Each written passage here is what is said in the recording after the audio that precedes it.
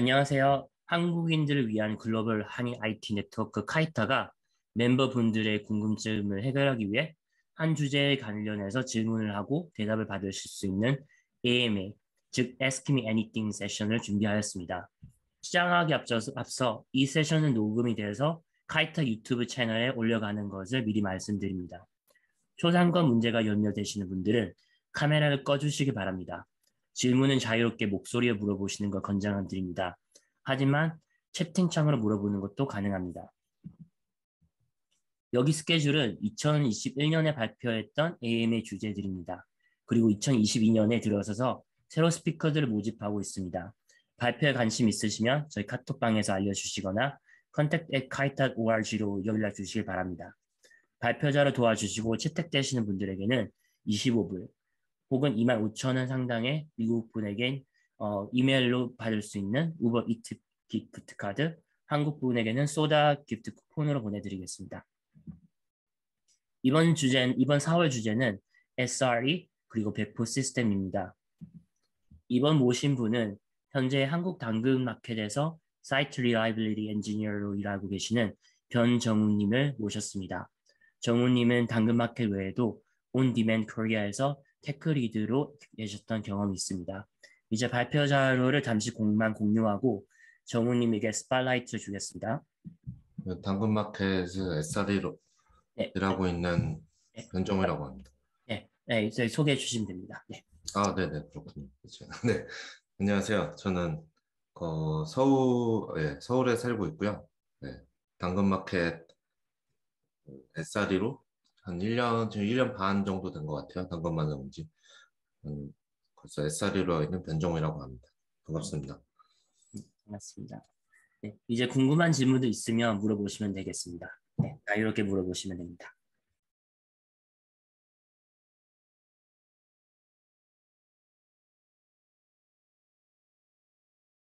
근데 이제 제가 SRE가 이제 저도 궁금해가지고 이렇게 들어오게 됐거든요. 저 네네. 배포나 이런 부분, 그러니까 전 아직 그런 쪽이 전무하고 이제 머신러닝이나 인공지능 쪽에서 이제 근무하는 사람으로서 이제 지금은 저는 모델이나 이런 쪽만 만들고 있지만은 언젠가는 저도 이제 배포 이런 쪽으로 이제 나아가고 싶다는 마음도 있긴 한데 이제 뭐 SR이라든가 이제 배포 이런 게 그러니까 간략하게라도 어떻게 이루어지는지 여쭤볼 수 있을까요? 그러니까 좀 너무 브로드한 질문이기는 한데 네네. 네, 그렇죠. 네, 저도 넓은 질문에 어디서부터 답변 드려야 될지 좀 애매하긴 한데, 그냥 이렇게 얘기하다가 중간에 혹시 뭐 더 궁금하시거나 하면 끊고 물어보셔도 될 것 같습니다. 네네. SRE 자체는 이제 사이트 릴리어빌리티 하면 우리 사실 영어에 익숙하면 모르겠는데 한국에서 봤을 때는 조금 처음에 봤을 때 잘 와닿진 않았거든요. 뭘 한다는 거지? 뭔가 신뢰성이라는 건 아, 알겠는데 사이트는 어떻게 해석해야 되는 거지? 사이트가 뭐야? 아마 이런 생각을 처음 했었고 제가 알기로는 SRE는 이제 구글에서 만든 직종이고 네, 음, 구글에서 벌써 10년 넘은 것 같아요. 그래서 이제 자리 잡았다고 생각하니까 몇 년 전부터 책도 만들어가지고 직접 자기네 경험했던 걸 전파하고 하고 있다고 생각을 하고요. 한국에서는 사실 미국보다는 훨씬 좀, 아직 많이 전파는 안 된 것 같아요. 데브옵스라는 용어는 많이 알려졌지만, SRE는 아직도 좀 어려워하는 조직도 있고, 사람들도 있고, 조직별로도 SRE라고 안 하는 조직도 많이 있고, 뭐, 클라우드 엔지니어나 데브옵스 엔지니어, 인프라 엔지니어, 뭐, 이렇게 각 그거 별로 회사마다 다르긴 한데, 제가 느끼기에는 하고자 하는 목표는 다 비슷한 것 같아요. 용어만 다르고, 약간 미국처럼 인프라 쪽에서도 세부적으로 막 나눠져 있진 않은 것 같아요, 아직은. 네, 그런 느낌이고요. 거기서 이제 저희 조직은 이제 SR이라는 이름을 선택을 했고, 지금 우리 리드 하시는 분하고 저는 전에 조직에서도, 예전 조직에서도 같이 일을 했었는데, 그때도 그 팀에서 SR이라는 말을 이제 팀으로 이름을 쓰고 했는데, 저희가 생각했을 때는 이제 데브옵스 그 유튜브 영상 중에 아마 구글에서 만든 것던 것 같은데, What's Difference DevOps and SRE라는 게 있거든요. 거기서 보면 이제 SRE는 이제 프린시플이고 그 프린시플을 구현하기 위한 방법을 이제 SRE가 한다 같은 얘기가 나오거든요. 그래서 이제 코드로도 이제 DevOps를 이제 추상 클래스로 만들고 그걸 임플리멘트해서 SRE 클래스를 만드는 이런 설명을 하고 뭐 그런 게 있는데 저희도 이제 그런 얘기에 동감을 했고 DevOps라는 게 결국은 개발한 사람이 운영도 한다라는 거잖아요. 거기에 많은 개념이 들어있지만 이제 저희가 생각했을 때는 데브옵스 팀이 따로 있는 게 아니라 회사에 있는 모든 엔지니어는 다 우리는 데브옵스로 일할 거야라는 어떤 마인드셋 그거를 이제 모든 엔지니어가 다 가져야 되고 그거를 실제로 해내게 하는 사람이 이제 해내려면 뭐 여러 장치들이 필요하잖아요. 그런 거를 하는 역할을 이제 SRE가 해야 된다라고 해서 여기가 만약에 데브옵스 팀이면 마치 난 데브옵스 안 하고 저기가 데브옵스 해야 될 것 같은 이런 오히려 인상을 줄 수 있다 같은 말에 저도 동의해서 저희는 SRE라고 부르고 있고요. 네. 그렇고 SRE가 저희는 이제 SRE 안에 지금 한 10명이 조금 넘는데 한 12명, 13명 이제 돼가고 있는데 그 파트가 3개로 나눠져 있어요. 그래서 클러스터, 클라우드, 딜리버리 이렇게 나눠져 있고 저는 이제 배포 쪽 만들고 있는 저는 이제 딜리버리 쪽 파트를 이제 리드하고 있고요. 이름 들으시면 대충 느낌은 오시겠지만 저희는 이제 대부분의 서버가 거의 다 쿠버네티스 기반으로 돌아가고 있기 때문에 클러스터 파트에서는 이제 그 쿠버네티스에 올라온 서비스들의 그 클러스터 관리랑 뭐 서비스 메쉬, 뭐 모니터링, 뭐 그라파나랑 프로메테우스 이런 거 이용해서 모니터링하고 뭐 얼럿 주고 로그 수집하고 이런 것들을 다 클러스터에서 하고요.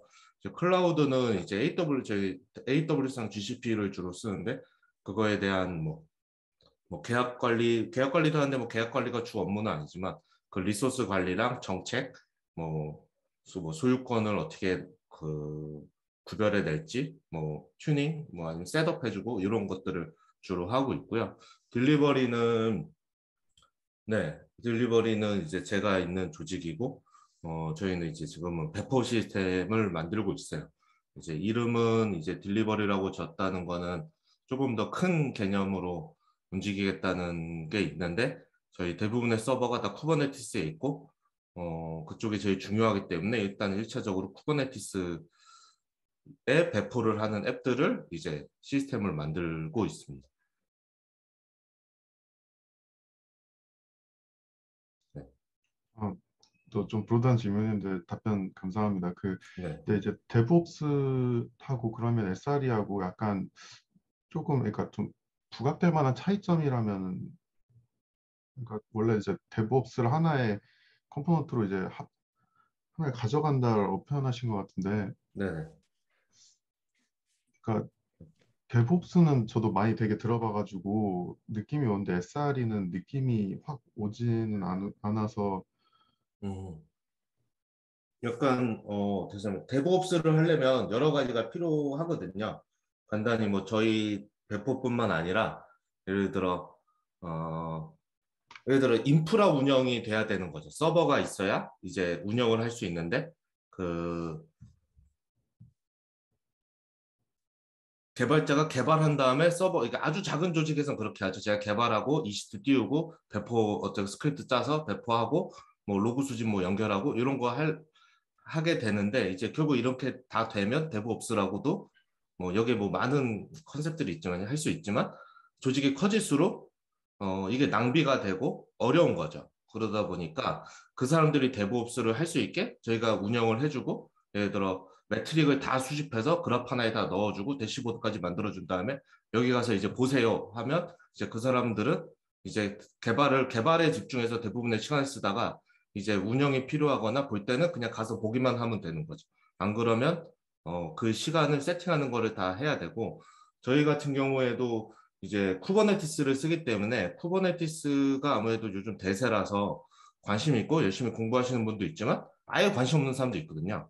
저는 왜 쿠버네티스 모르겠고 난 그냥 옛날에 그냥 누르면 배포할 수 있었는데 왜 이렇게 수백 줄짜리 야무를 저한테 보여주시죠? 같은 분들도 있단 말이에요. 근데 이제 만약에 제가 어떤 서비스를 만들어야 되는데 당장 이게 다음 달까지 나가야 되는데 제가 지금 쿠버네티스를 공부하고 있을 수는 없는 거죠. 그거는 조직적으로도 좋지 않고 저희가 원하는 방향도 아니고요. 그래서 이제 그 서비스를 만드는 개발 엔지니어들은 이제 그 서비스 비즈니스 로직을 만드는 데도 집중하고 거기에 더 많은 시간을 쓰고 가장 간단히 어떤 버튼이나 하나만 누르면 그 어플리케이션을 저희가 이제 내부에서 만든 클러스터에 밀어넣고 뭐 도메인 연결까지 다 되고 세팅되고 거기에 올라가면 모니터링 뭐 매트릭 수집, 로그 수집 이런 거 다 붙고 이렇게 가면 이제 그 사람들이 데브옵스로 일을 할 수 있다는 거죠. 네. 안 그러면 그 이제 그런 맥락에서 이제 SR이나 데브옵스가 이렇게 연결되지 않나 생각합니다. 되게 초보적인 질문들이긴 한데 좀 답변 참 감사합니다. 네, 아닙니다. 이거 손을 들어주셨는데.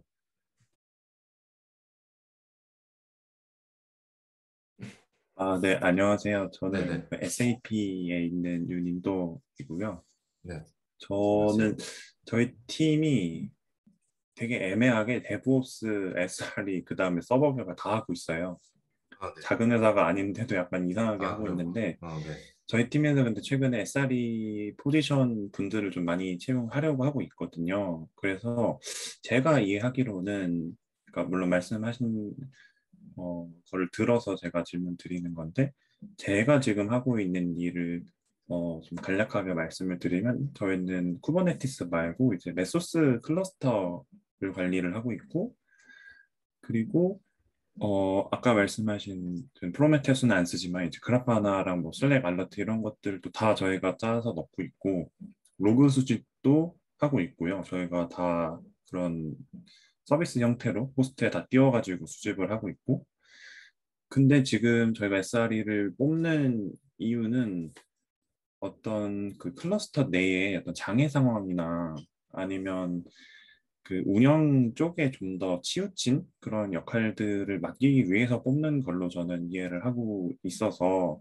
네. 나머지 개발하시는 분들은 좀 더 그 코드 개발하는 데 집중할 수 있도록 그렇게 네. 하는 거라고 이해를 하고 있어가지고, 근데 말씀하신 거를 들었을 때는 약간 이 전부 다를 약간 포괄하는 개념인 것 같은데, 개발하시는 분들이 이제 데브옵스 마인드를 가져가는 게 좋다고 그렇게 생각을 하시는 게 어떤 이유가 있는지가 좀 궁금해가지고 질문을 네. 드리게 됐습니다. 혹시 좀 장황하게 설명했는데 이해가 되실지 모르겠네요. 네. 어느 정도는 이해된 것 같아요. 그러니까 회사마다 가려운 부분이 좀 다르긴 하잖아요. 우리가 가장 고통받고 있는 부분이 달라서 그거에 따라 조직이 이제 채용이 되거나 하는 거는 뭐 조직마다 뭐 어쩔 수 없는 것 같고요. 뭐도 하다. 데브옵스가 이건 뭐 개인 취향이기도 하고 뭐 많은 데서도 얘기하지만 이제 아주 예전에는 개발팀이 있고 운영팀이 있잖아요. 결국 그래서 이제 데브옵스라는 용어도 나온 거고 SI 같은 뭐 외국에서는 어떻게 부르는지 모르겠어요. 한국에서는 이제 SI가 있고 SM이라고 했나요? 이렇게 발주하면 만들어만 주는 회사들이 있고 만들고 나면 운영만 하는 회사도 있고 막 이렇게 나눠진 것도 많았었는데 요즘은 그렇게까지 하는지 모르겠어요.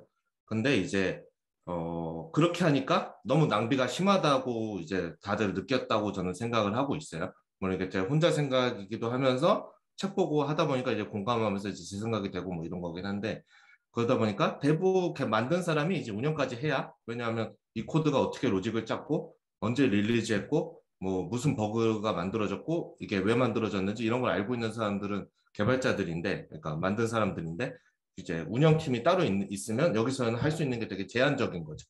뭐 어느 정도 훈련을 받고 매뉴얼을 만들면 대응할 수 있는 부분이 커지긴 하지만 그래도 기본적으로 이 원래 만든 사람보다는 능력이 떨어지고 반응도 느리게 되니까 이거를 같이 하는 게 더 좋겠다라고 이제 소프트웨어가 업계가 이렇게 움직이고 있다고 생각을 하거든요. 그 관점에서 했을 때 말씀하신 저희도 당근도 제가 당근 초기부터 있었던 건 아니지만 비슷했던 것 같아요. 처음에 만들면서 이제 SR이라는 직종을 가진 사람이 딱히 있지 않았고, 하지만 인프라를 좋아하는 사람들이 이제 CTO랑 같이 해서 인프라 관리해주고 운영하고 이러고 있었고, 트래픽이 커지니까 장애가 많이 발생하고, 그러다 보니까 그거 장애 봐주고, 뭐 알림 주고, 뭐 담당자 찾아가고, 막 이런 거를 계속 하고 있었고, 저희도 좀 변화가 있고, 그게 업계의 변화와 조금 맞닿아 있다고 생각을 하는데, 초기에는 이제 저희를 자동화를 했어요. 그러니까 예를 들어, 간단히 말하면 EC2를 하나 띄워주세요 하면 제가 뭐 AWS나 뭐 가서 만들 수도 있고, 테라폼 코드를 짜가지고 이렇게 만들 수도 있죠. 그렇게 해서 만들 수 있었는데, 그거를 한 100번 하다 보니까 이제 너무 오래 걸리고 귀찮은 거죠. 그러면 이제 뭐 스크립트를 하나 짠다거나, 뭐 테라폼 자체도 뭐 그런 자동화일 수 있죠. 그렇게 해서 예전에는 뭐 1시간 걸리던 일을 이제 5분 내에 할 수 있어요. 이렇게 우리가 하는 일들을 자동화를 했으면, 이제는 대부업스 할 수 있게, 엔지니어들이 직접 운영할 수 있게 도구를 만들어서 주는 거죠. 요거를 이제, 요런 개념을, 넷플릭스에서는 이제 풀사이클 디벨로퍼라고 부르더라고요. 그 풀사이클 디벨로퍼라는 글이 있고, 그리고 뭐, 딴 데 글에서는 이제 셀프 서비스? 그러니까 개발자가 직접 서비스 할 수 있게 뭘 만들어줘야 된다. 같은 개념으로 이제 접근을 하고 있는데요. 이제 그런 도구로 만들어 가게 저희는 이제 방향 전환을 했고, 그게 더 맞다고 생각하고 있고요. 그 맞다는 거는 이제 그렇게 해야 그 넷플릭스 풀사이클 디벨로퍼도 비슷한데 그렇게 해야 더 좋은 제품이 나오고, 왜냐하면 만든 사람이 직접 운영하면서 그 문제도 직접 느끼고 사용자도 지금 맞들어뜨리고, 저희가 뭐 에자일이나 이런 데서 하는 게 그런 피드백이나 그런 걸 중요시 생각하잖아요. 그러면서 이제 그래야 더 좋은 소프트웨어를 만들 수 있고, 계속 개선될 수 있다고 보는 거죠. 처음부터 모든 사이클을 다 돌려야. 그래서 넷플릭스는 그걸 풀사이클이라고 하거든요. 뭐 설계, 개발, 뭐 테스트, QA 이런 것도 팀 넘기고 이런 거 하지 말고 직접 다 해야 된다는 거죠. 근데 이제 그 조각들을 하려면 어떤 도구들이 필요한데, 그거를 직접 만드는 거는 너무 힘들기도 하고 조직적으로도 낭비니까 그걸 만드는 팀이 따로 생기는 거죠. 그리고 저희도 이제 회사가 계속 커지잖아요. 그리고 개발자가 계속 늘어나는데, 예를 들어 뭐 직원 100명, 엔지니어가 100명일 때 SRE 팀이 뭐 5명이었으면 이게 엔지니어가 1000명이 된다고 저희가 50명이 될 생각은 없는 거죠. 그러니까 이거를 저희한테 요구되는 일이 그 인프라 운영이나 장애에 대한 상황들이 계속 요청이 들어오고, 엔지니어나 서비스가 늘어날수록 저희 일도 요청이 늘어날 거잖아요. 근데 이게 단순 양이 2배 된다고 우리가 사람이 2배로 해결하고 싶지 않다는 거죠. 왜냐하면 저희도 소프트웨어 엔지니어고 SRE에 엔지니어링이 붙어 있다는 게 저는 되게 중요하다고 생각하는 편인데, 엔지니어이기 때문에 이거를 소프트웨어로 해결하는 거지, 이제 사람으로 하루에 내가 티켓 5개 치던 거를 이제 티켓 10개 들어오니까 한 명 더 뽑아줘가 아닌 거죠. 이거를 소프트웨어로 만들어서 이거를 처리하고, 그래서 그거를 대응하려고 한다고 생각을 합니다. 네, 저도 되게 장황하게 중원본했네요. 네. 전달이 네. 됐는지 잘 모르겠네요. 네. 네, 명확하게 잘 이해가 된 것 같습니다. 그러니까 정리를 제 나름대로 해보자면, SRE는 개발자들이 그러니까 직접 운영을 하는 거는 어쨌든 본인이 개발한 코드는 자기가 책임지고, 이제 뭐 문제가 생기면 고쳐야 되니까, 그거를 할 수 있도록 나머지 제반 사항을 좀 편하고 쉽게 해주기 위해서 필요한 업무들을 하는 걸로 이해를 했거든요. 혹시 그게 맞을까요? 네네. 아, 네. 감사합니다. 혹시 높아지면 말씀드리면 이건 제가 가진 SRE에 대한 생각이고요. 업계에서 SRE가 모두 이렇게 생각하지는 저도 잘 모르겠어요. 근데 저랑 저희 네. 조직은 이렇게 합의를 해가고 있긴 합니다. 네. 그 SRE를 하시는 분을 실제로 제가 처음 뵈가지고, 네네. 네. 요즘 되게 많이 뽑으려고 하고 있는 것 같기는 한데, 뭐 딱히 한국에는 정보도 많이 없는 것 같고 해가지고 이렇게 한마디 한마디 해주시는 게 되게 감사한 것 같습니다. 네, 감사합니다. 질문 있으시면 질문하시면 됩니다.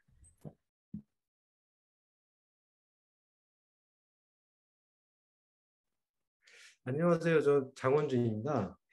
저는 이제 계속 개발자로만 일을 해오다가 한 2, 3년 정도 지금 개발도 하고 배포도 하고 모니터링도 하고 모든 것들을 지금 다 하고 있거든요. 네, 네. 그러다 보니까 이제 처음으로 이제 젠킨스도 한번 설치도 해보고 프로메테우스도 설치해보고 뭐 ELK 이용해서 뭐 로그도 수집해보고 이것저것 APM 뭐 툴도 사용해보고 하고 있는데요. 사실 하면서 항상 느끼는 거는 내가 이렇게 하는 게 맞나? 하는 생각들이 굉장히 많이 들거든요. 그래서 뭐 사실 궁금한 점은 너무 많아요. 사실 뭐 저기 그 뭐라 그럴까요? 뭐 데브옵스가 뭐 어떤 역할을 하는지 뭐 이런 것들도 궁금하지만 실제로 사용하시는 배포 프로세스가 어떻게 동작을 하는지 그리고 뭐 각각의 모니터링 로그 모니터링은 어떤 식으로 하고 어떤 툴을 이용하는지 사실 이런 것들도 되게 궁금하거든요. 이런 거를 좀 간략하게라도 좀 설명해 주실 수 있나요? 네네. 네. 짧게 설명을 몇 개, 뭐 되게 많이 늦게 들어가 있긴 한데,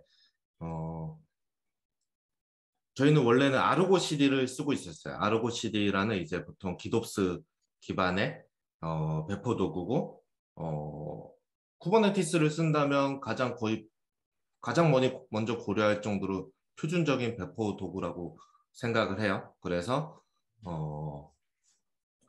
뭐 아르고 CD를 쓰는 방법이 여러 가지가 있는데 저희는 이제 아르고 CD가 바라보고 있는 GitHub 저장소를 하나 가지고 있고 여기에는 이제 쿠버네티스 야물만 쭉 저장되어 있는 거고요. 요거 쿠버네티스 야물을 만들면 이제 템플릿이 필요하기 때문에 템플릿도 이제 헬름 같은 게 보통 햄이라고 하나요? 네, 영어 발음이 신경 쓰이네요 여기서. 네, HELM 해서 헤엄 말. 햄이라는 거를 많이 쓰는데 저희는 이제 커스터마이즈라는 거를 뭐 하는 일은 똑같아요. 결국 템플릿 만들어 놓고 인풋 주면 뭐 출력 이제 야물 나오는 이제 이런 거고 거기다 이제 그 저장소에 각 프로젝트마 서버 서비스마다 다 그 폴더 하나씩 해가지고 그 세트들이 있고요. 각 저장소에서 이제 새로운 릴리즈가 필요하면 도커 빌드를 해서 저희는 AWS 주로 쓰니까 AWS ECR에 밀어넣고 이제 태그를 이 저장소에 커밋을 하면 그 변경 사항이 커밋된 걸 인지하고 커스터마이즈가 돌아가면서 야물이 찍히고 야물이 찍힌 게 자동으로 쿠버네티스에 올라가는 거죠. 이제 그 역할 자동으로 밀어주는 거를 이제 중간에서 아르고 CD가 해주는 거고요. 저장소에 변경사항 생긴 거를 탐지하면 이거를 바로 절로 하고 알파 같은 경우는 자동으로 싱크를 하고 있고 알파니까요. 프로덕션 같은 경우는 아무래도 좀 저희가 그렇게까지는 아직 신뢰성 테스트가 완벽하진 않으니까 사람이 개입해서 배포를 하고 있고요. 그렇게 해서 쿠버네티스에 올라가면 쿠버네티스도 저희는 이제 매니지드 쿠버네티스 AWS EKS를 쓰고 있는데요. 거기서는 저 클러스터 파트가 아니라 아주 디테일한 세트까지는 모르겠는데 보통은 이제 ELK 말씀하신 ELK 같은 걸 많이 쓰고요. 저희는 그걸 하시는 분이 좀 도커래 그라파나 더 좀 좋아하시는 취향이시라서 저희는 이제 그라파나 쓰고 이제 프로메테우스 해서 그 각 클러스터에서는 이제 프롬테일이라는 오퍼레이터 이용해서 로그 나온 거를 이제 프로메테우스로 보내고 프로메테우스에 쌓인 거를 이제 그라파나를 통해서 보고 있고요. 이제 프로메테우스 같은 경우는 이제 그 용어가 생각이 안 나네. 어쨌거나 한 프로메테우스가 담당할 수 있는 양이 제한적이기 때문에 시스템이 커지면 이제 프로메테우스가 여러 개 생기고 이제 오래 보관할 수가 없기 때문에 이제 롱텀 스토리지로 저희는 이제 코텍스라고 뒤에 코텍스를 두고 각 프로메테우스가 그쪽으로 이제 리모트 라이트 할 수 있게 세팅이 되어 있고요. 이제 그라파나는 이제 데이터 소스 선택해서 상황에 따라 코텍스를 보기도 하고 이제 프로메테우스를 직접 보기도 하고 이렇게 되게 되어 있습니다. 그래서 아무래도 프로메테우스는 너무 긴 시간을 못 가져가니까 뒤에 코텍스를 쓰고요. 뭐 코텍스 아니면 타노스 뭐 요즘은 요종 것 같아요. 거기서는. 네, 이렇게 하고 있고, 이렇게 이제 그라파나 좀 세트가 되니까 저희는 이제 로그는 보통 엘라스틱 서치를 제일 많이 쓴다고 저는 생각하는데 저희는 엘라스틱은 안 쓰고 로키라고 그라파나에서 만든 로그 수집 프로그램이 있어요. 그거는 이제 프로메테우스가 에이전트 방식이 아니라 풀 방식이잖아요. 네. 익스포트로 열어주면 이제 프로메테우스가 계속 긁어오는 주기적으로 그 똑같은 형태를 로그로 만든 게 이제 로키입니다. 네, 그래서 이제 저희는 이제 하고 그렇게 만들면 이제 그라파나에서 만든 거기 때문에 그라파나에서 그거를 이제 함께 볼 수 있거든요. 그래서 로그랑 이제 매트릭이랑 해서 같이 그라파나로 볼 수 있게 세트를 해놓고요. 뭐 오픈 소스로 웬만한 건 다 내부에서 직접 올리거나 아니면 AWS 매니지드로 이용을 하고 있긴 한데 이제 APM 같은 경우는 사실 대체제가 없기 때문에 저희는 이제 데이터독을 쓰고 있고요. 예전에는 로그 수집 같은 것도 다 데이터독으로 하고 매트릭도 많이 그쪽에 의존했는데 아무래도 시스템이 커지니까 이제 비용이 아무래도 좀 많이 증가해서 뺄 수 있는 부분은 이쪽으로 빼고 또 중요 매트릭 같은 건데 데이터독에 좀 문제가 생기거나 하면 저희도 좀 치명적인 게 있어서 나머지들을 옮겨왔는데 APM은 거기에 남아 있어요. 그래서 뭐 내부에서도 그런 얘기는 해요. 왜냐하면 개발 엔지니어 입장에서 제일 먼저 보게 되는 게 어떻게 보면 APM이고 좀 익숙한데 그거랑 우리랑 이제 시스템이 동떨어져 있는 거죠. 그냥 차라리 다 그냥 데이터독에 넣는 게 더 서로 편한 거 아니야? 같은 얘기도 이렇게 뭐 하긴 하는데 이제 그렇게 쓰고 있습니다. APM에 대해서 잠시 설명해 주시면. 네. APM은 어플리케이션 퍼포먼스 모니터링이죠.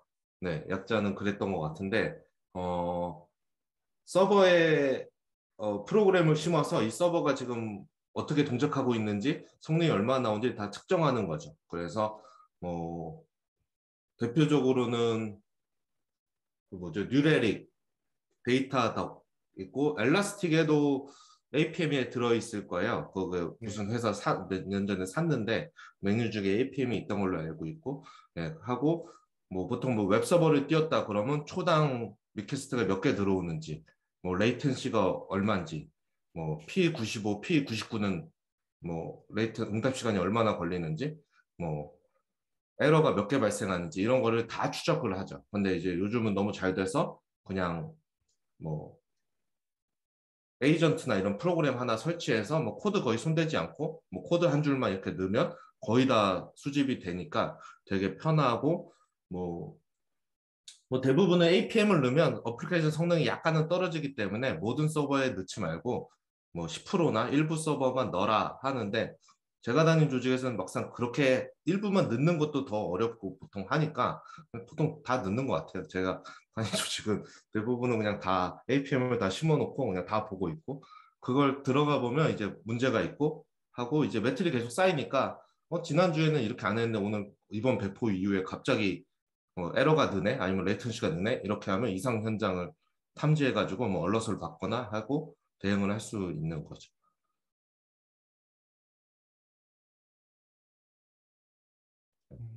네, 감사합니다.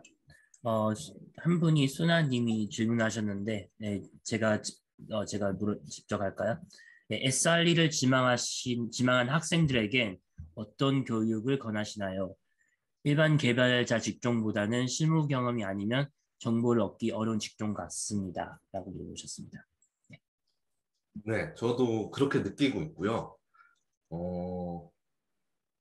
좀 제가 답변 드리기 좀 어려운 것 같기는 해요. 왜냐하면 저는 이제 SRE로 이 업계에 들어와서 SRE로 크고 있다기보다는 그냥 개발자로 소프트웨어 엔지니어 해서 뭐 백엔드하고 프론트하고 하다가 인프라 관심 가지면서 이제 뒤로 와서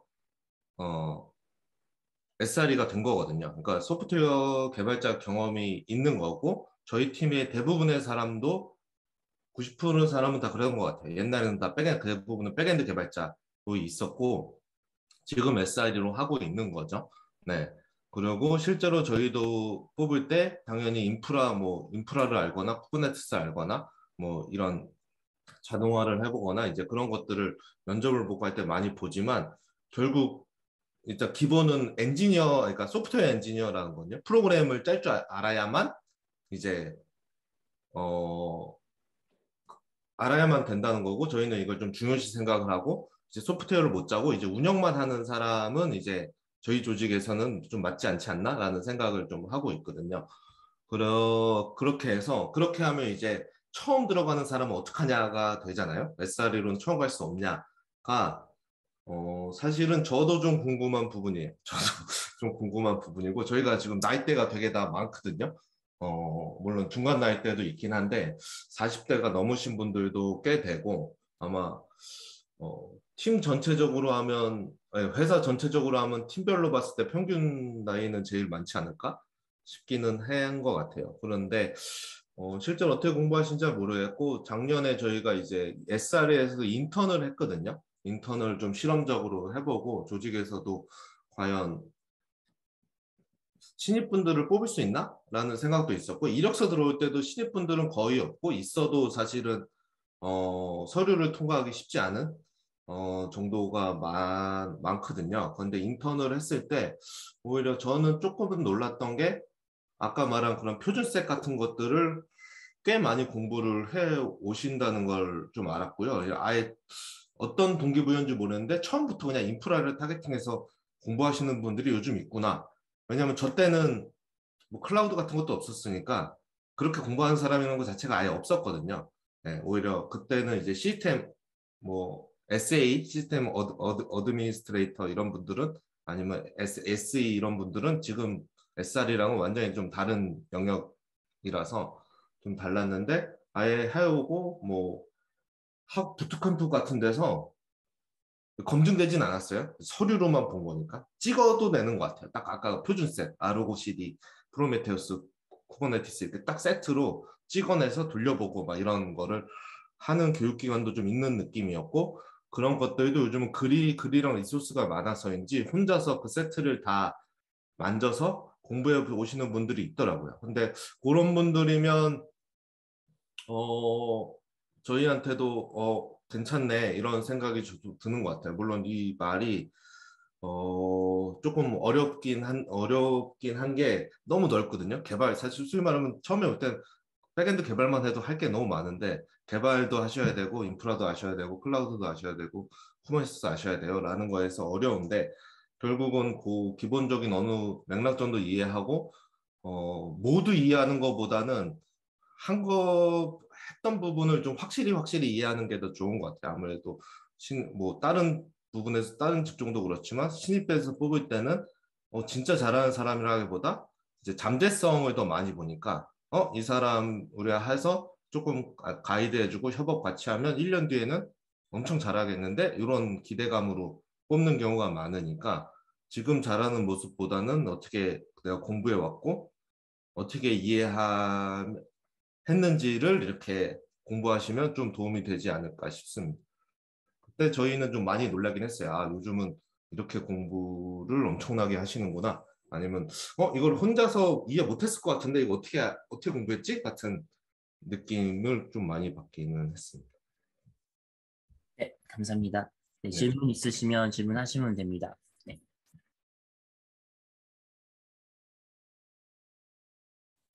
혹시 질문 없으시면 저 하나만 더 하겠습니다. 요즘 이 오퍼레이션 분야가 되게 핫한 게 사실은 또 MLOps 때문이라고 생각하거든요.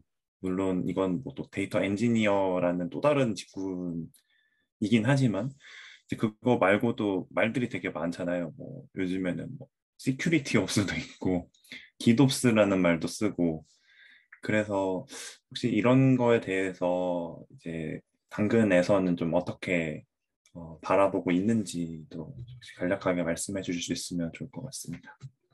네. 저도 잘 아는 분야는 아닌데 당근에서는 이제 머신러닝 팀 부문이 따로 있거든요. 그 내에 MLOps 팀이 있어요. 그래서 MLOps만 하시는 엔지니어 분들이 몇 분 계시고요. 네. 그래서 MLOps 쪽은 아예 그쪽에서 책임을 져주시고 있고요. 네. MLOps를 이제 MLOps의 특성이 있으니까 그쪽에서 따로 운영하는 것도 있는데 클러스터의 일부는 그냥 저희가 운영하는 클러스터에 의존해서 그냥 쓰시기도 하고 네. 그렇게 같이 협업을 하고 있고 저도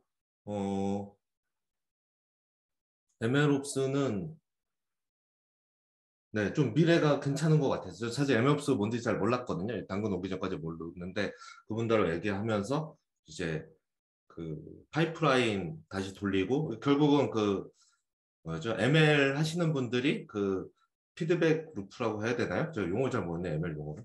어쨌거나 그 데이터 넣고 뭐 학습시킨 다음에 결과 보고 요거를 계속 자동화하고 빠르게 하고 하는 것들이 이제 그분들이 하시는 주 업무고 가장 중요한 부분이라고 생각을 해서 이제 그분들은 이제 그쪽 부분에 되게 많이 포커싱을 하고 있고 저도 거기는 잘 모르고 그게 관여돼 있진 않아요. 가끔 이렇게 공유해 달라고 해가지고 사내 발표도 시키고 뭐 이렇게 하고 해서 조금 듣고 있기는 한데 저도 처음 들었을 때 저기에 약간 미래가 있을 수도 있을 것 같아서 살짝 발을 얹어 놓을 필요가 있겠는데 같은 생각은 조금 했던 것 같아요. 네.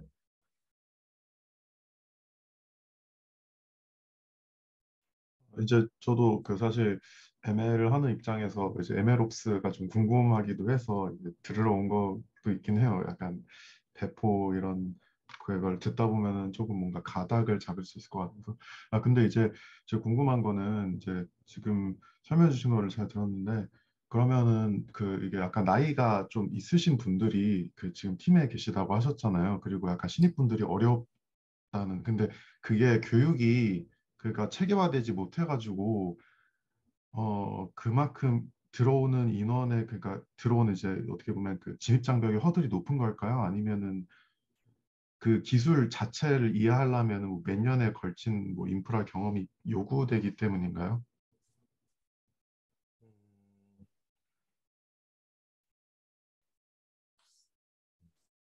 일단은 어렵네요. 일단은 기존 한 사람들이 그 패스를 밟지 않았기 때문에 선입견이 좀 있다고 생각을 하고요. 네. 음, 왜냐하면 그러니까 잘 모르겠는 거죠. 네, 그런 게 좀 시장에 영향이 있지 않나? 왜냐하면 그런 것도 있고 이렇게 교육 체계는 이제 회사에서 외부에 있는 교육 체계를 만들지는 않으니까 네, 교육 체계를 저희가 만들진 않지만 어, 어디서부터 가르쳐야 될지 잘 모르겠는 거죠. 왜냐하면 이쪽도 경험이 없으니까요. 왜냐하면 여기는 그 패스로 경험을 쌓아오지 않았다는 그런 게 조금 있는 것 같고요. 그리고 기술 난이도가 높다기보다 저는 좀 넓은 것 같아요. 너무. 그러니까 하나만 알아서 어떻게 할 수가 없는 거죠. 예를 들어 뭐 자바를 하면 일단 기본적으로 자바만 해도 할 게 많죠. 자바 개발도 해야 되지만 뭐 스프링도 알아야 되고 DB도 알아야 되고 뭐 웹서버도 알아야 되고 사실 뭐 그렇게만 봐도 너무 할 게 많아서 그냥 자바 엔지니어 돼도 할 게 많은데 이제 이게 여기서 더 커지는 거죠.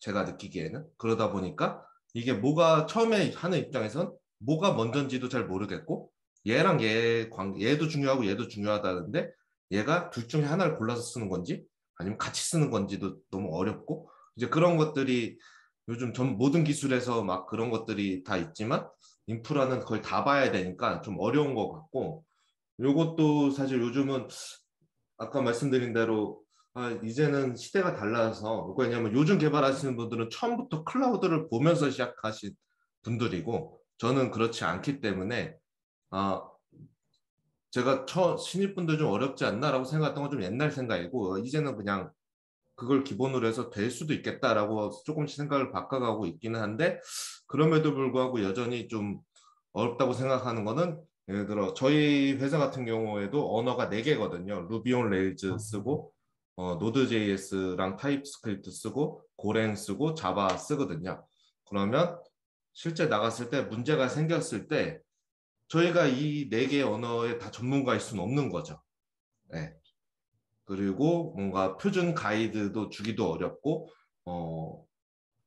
그런 것들이 좀 있다 보니까 그런 경험이 있으면 사실 좀 도움이 많이 되거든요. 그리고 SRE가 뭐 어쨌거나 뭐 신입분들이 와서 혼자 일하진 않고 뭐 시니어분들이 있을 텐데 제가 제 생각에는 좀 정치적 정치적인 판단을 많이 하게 되는 것 같아요. 예를 들어 뭐 간단하게는 AWS 제가 그냥 콘솔 들어가서 띄워도 돼요? 라고 했을 때 안 돼요. 돼요. 라고 할지 이런 것들이 좀 있거든요. 왜냐하면 그렇게 만드시면 저희가 관리가 안 되니까 뭐 지라 티켓을 주시면 만들어 드릴게요. 하시면 그 엔지니어는 되게 불편하죠. 불편하지만 우리가 또 관리를 하고 정해진 팀 태그랑 뭐 규칙을 다 넣고 거기에 뭐 컴플라이언스 하고 하려면 우리 프로세스를 따라야 되는 거거든요. 그런데 이제 하세요 마세요라는 결정을 되게 많이 해야 되고 뭐 예를 들어 저희가 뭐 우리 회사 표준 GitHub 액션 CI는 GitHub 액션입니다. 모두 GitHub 액션을 쓰세요라고 이렇게 말을 그러니까 그러니까 정책을 정할 수도 있죠. 근데 어떤 팀이 우리는 나 GitHub 액션 모르겠고 난 젠킨스 쓰고 싶은데요. 설치해서 쓰면 돼요. 라고 하면 이거를 하시라고 말할지 말지 같은 고민들이 막 있거든요. 근데 요게 뭐 경험이 있다고 꼭 옳은 판단을 하는 건 아니지만요. 기본적으로 왜 저거를 필요로 하는지, 나 CI를 줬는데 왜 다른 CI를 이렇게 그런 각 그 언어나 경험에 따른 요구사항들이 있잖아요. 그런 거를 이해하려면 조금 경험이 필요한 건 아닌가라는 생각은 좀 드는 것 같아요. 네. 이제 다른 팀들의 그런 어떻게 보면은 약간 단지 기술력뿐만 아니라 이제 다른 팀들이 무엇을 하는지도 어느 정도는 가닥을 잡고 있어야 돼. 그러니까 가닥을 잡아야지 그 팀을 설득이 또 가능한 거고 이제 어떻게 보면 좀 경험이 많아야지 이제 그렇게 이제 팀 간의 이런 합의를 이끌어내는 것도 쉽고 이런 부분 때문에 또 신입이로서 이제 활약하기가 어렵다는 말씀이라고 해서 네, 그럴까요? 그렇죠. 네. 그런 게 좀 많이 필요한 롤인 것 같아요. 그래서 저도 아, 유튜브에 올라간 상관없죠. 네. 하도 약간 고민하는 게 이제 같이 협업하시는 분들의 이제 경험이 많으신 분들도 있고 경험이 적으신 분도 있는데 약간은 조금 저는 이것도 선입견이지만 주니어 때는 그래도 많은 시간을 좀 엔지니어링 경험을 많이 쌓으면서 기술적인 좀 노하우나 이런 걸 많이 쌓아야 되지 않나 싶은데 이제 저희는 아무래도 내부 시스템이니까 뭐 어쨌거나 뭐 밖에서 나가서 이제 대규모 트래픽을 받는 것보다는 뭐 저희도 나름대로 복잡하긴 하지만 그래도 그렇게 복잡하지는 않는 거죠. 네, 그리고 장애 났다고 뭐 장애 나면 안 되지만 장애 났다고 뭐 이렇게 내부 시스템이니까 아무래도 감안할 수 있는 부분도 있고 그래서 약간 엔지니어링 고민을 더 주고 싶은데 너무 아까 제가 표현했던 정치적 고민 같은 거에 너무 많이 노출되시는 게 아닌가 같은 고민을 좀 할 때도 있어요. 물론 그게 도움이 되는 것 같기도 하고 좀 엔지니어 고민을 더 하시는 게 뭐 다음 커리어를 위해서도 더 지금부터 착착 쌓아가는 게 더 좋지 않을까 같은 고민에서 이렇게 좀 왔다 갔다 하면서 저도 있는 것 같습니다. 네, 이해가 되네요. 답변 감사합니다. 네, 감사합니다. 네, 지금 시간 체크가 15분 정도 남았거든요. 16분. 네, 질문 있으신 분은 이 질문은 꼭 해야 되겠다 하시는 분은 네, 질문하시면 됩니다.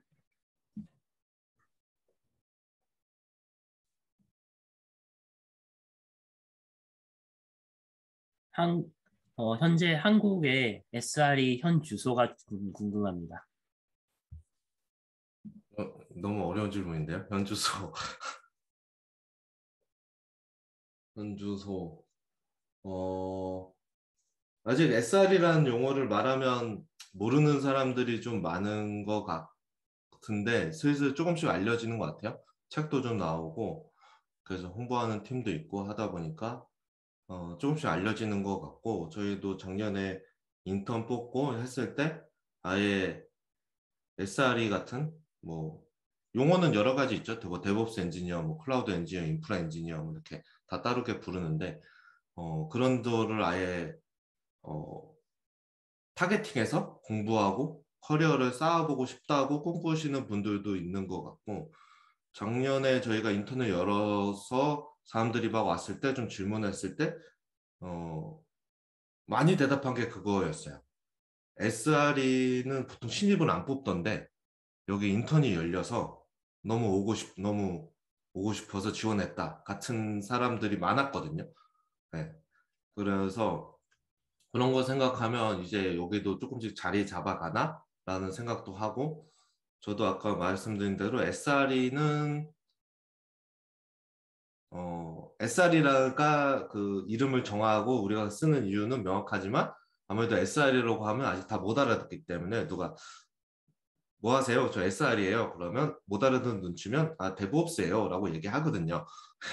그럼 결국 그렇게 설명할 거면 굳이 SR이라고 지을 필요가 있나 라고 생각하지만 뭐 저는 그래도 의미가 있다고 생각하고 이제 쿠버네티스로 인프라가 많이 정리되기 시작한 지가 한 몇 년 되기 시작했잖아요. 그래서 요즘은 조금 규모가 있거나 성장하는 때가 되면 대부분 쿠버네티스 도입이 시작이 되는 것 같아요. 근데 이제 쿠버네티스 제가 아직 많이 만나보 요즘 코로나라 티타임 같은 게 별로 없어서 많이 만나보진 못했는데 그래도 건너 듣다 보면 쿠버네티스 위에 어플리케이션이 올라오는 순간 고민하는 게 좀 비슷해지는 것 같아요. 해결책은 좀 다르지만 만나는 문제,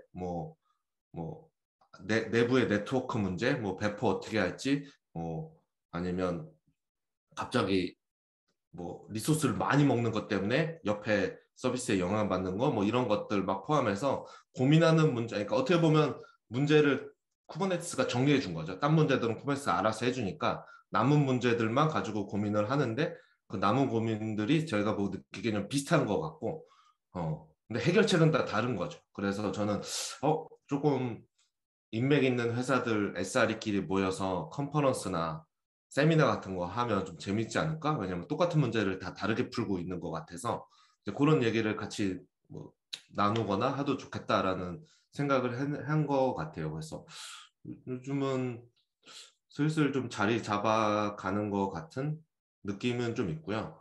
네, 근데 아무래도 회사마다 좀 모양은 좀 많이 달라서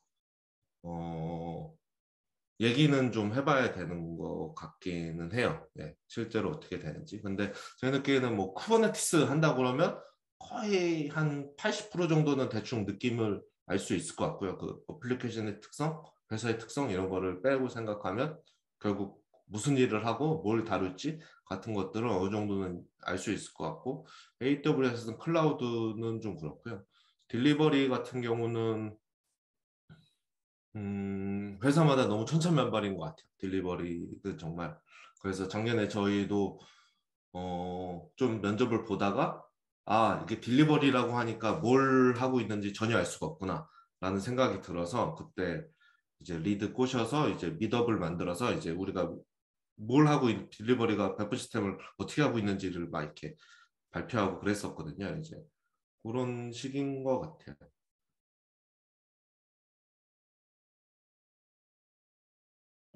네, 질문 감사합니다. 질문을 한 분이 물어보시는데 제가 읽어드릴게요. SRE와 SW, 소프트웨어 엔지니어링 같은데 네, 협업 관계가 어떻게 되는지 궁금합니다. 네, SRE와 소프트웨어 엔지니어의 협업 관계가 어떻게 되는지 궁금합니다. 네. 아까 뭐 초반에도 조금 얘기 나온 거긴 한데요. 네. 좀 말씀드리면 이제 결국에 저희 그러니까 회사마다 좀 조직이 다른데 당근마켓에서는 SRE가 모든 인프라를 다 가지고 있거든요. 여기에 대한 정책이나 이거를 그러니까 인프라를 팀에 나눠주는 부서도 있죠. 조직별로. 그러니까 클러스터 줄 테니 거기 알아서 하세요. 거기 뭐 하는 데도 있는데 저희는 저희가 다 관장을 하고 있고 그러다 보니까 뭐가 필요하면 이제 저희를 찾아와야 되는 거죠. 뭐 서버를 띄운다거나 뭐 큐가 필요한다거나 레디스를 띄워야 돼. 그러면 이제 저희랑 얘기를 해서 해야 되는 거고요. 그게 아까 초반에 들으신 분도 있으니까 조금 다른 맥락으로 설명드리면 예전에는 이제 게이트키퍼 역할을 했고요. 저희가 이제 입구를 틀어막고 있는 거죠. 틀어막고 있고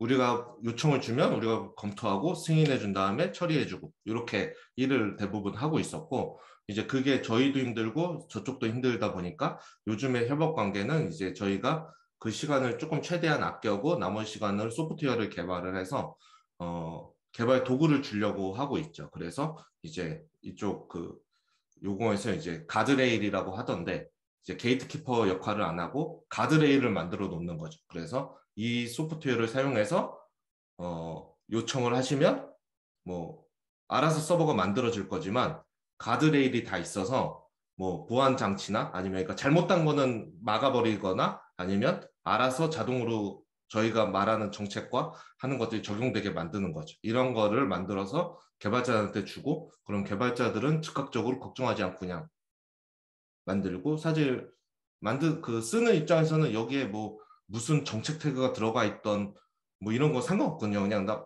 그냥 레디스 쓰고 싶어요. 엔드포인트 주세요. 그 끝이거든요. 엔드포인트 주면 이제 그런 것들을 하는 거를 이제 가드레일로 만들어서 바꿔가는 과정이고 앞으로도 그렇게 가고 있고 업계도 좀 그런 식으로 계속 협업 관계를 만들어 가고 있다고 생각을 합니다.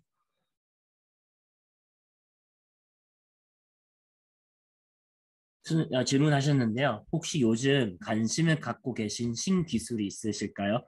저도 그 페이스북 보면서 이거 대결도 있고 그렇구나 생각하셨는데. 네. 네. 신기술까지는 아니고요. 배포는 뭐 개발을 했으니까 배포는 계속 하면서 살았었는데 배포를 이렇게 막 진지하게 고민해 보면 거는 이제 지난 한 1년 반 정도가 처음인 것 같아요. 그래서 배포는 어떤 형태여야 되는가? 막 이런 고민을 많이 해서 요즘은 아무래도 배포 도구에 좀 관심을 많이 가지고 있고요. 네. 신기술은 알지만 뭐 제일 이 바닥에서 유명한 텍톤이나 뭐 젠키스 X 뭐 이런 것들이 있고요. 스피네이커도 유명하지만 스피네이커는 제가 느끼기에 조금 이제 좀 옛날 도구처럼 돼가고 느낌이 좀 있고요. 네. 몇 개도 있는데 이름이 뭐 쿠브벨라 뭐 이런 것도 요즘 이제 쿠버네티스 기반 타겟팅에서 막 만들어지는 것들이 있거든요. 네. 이제 그런 것들에 좀 관심이 있고 이제 최근에 이제 지금 지민님도 얘기하신 대거라는 게 나왔어요. DAGGER. 네. 이런 게 나왔는데 그게 솔로몬 하이크라고 도커를 처음 만든 사람.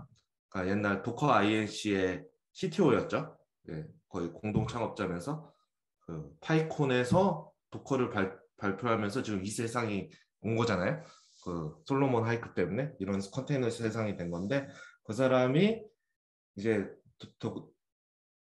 그 도커에서 물러나고 한 육아를 한 2년 집중하신 것 같아요. 육아를 하고 이제 애가 좀 컸는지 다시 나 뭐 만들 거야 라고 하고 만든 게 지금 링크에 올라온 대거라는 거고 저게 이제 CI/CD 파이프라인이에요.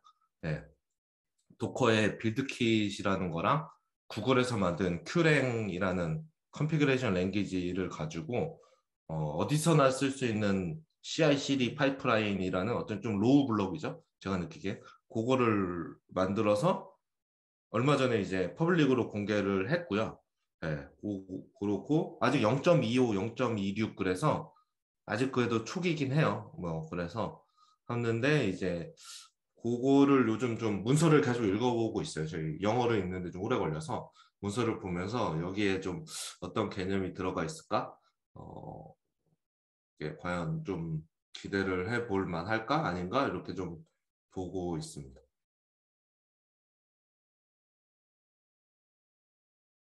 또 해도 되는지 모르겠지만 어떻게 보면 제일 중요한 질문일 수도 있는데 당근마켓에 SRE로 들어가려면 어떤 게 제일 중요한가요?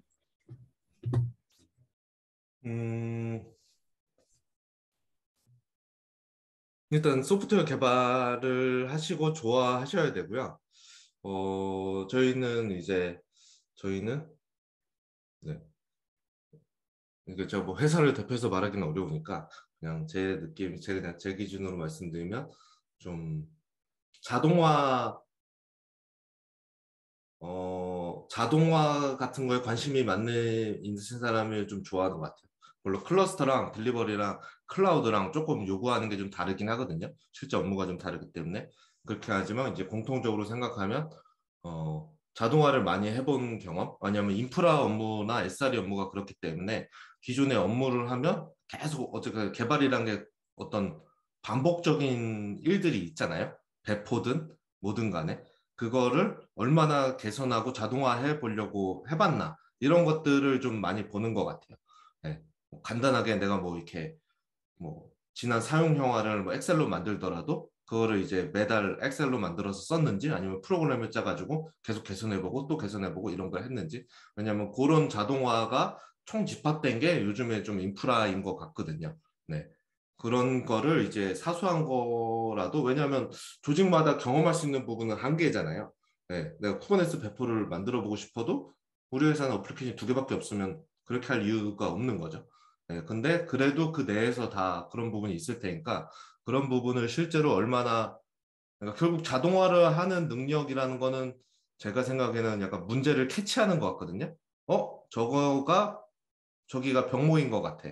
저거를 개선할 수 있을 것 같아. 라고 일단 봐야, 그 다음에 이제 뭐 프로그램을 짜든지 하니까 그런 것들을 많이 해보셨는지를 보는 것 같아요. 물론 그 외에는 당연히 뭐 클러스터에서는 쿠버네티스나 뭐 모니터링에 대한 경험을 하고 그거를 얼마나 고민했는지, 실제로 얼마나 좀 많이 봤는지 같은 부분을 당연히 보고, 뭐 클라우드에서는 클라우드 경험을 보고 뭐 그렇겠지만요. 네.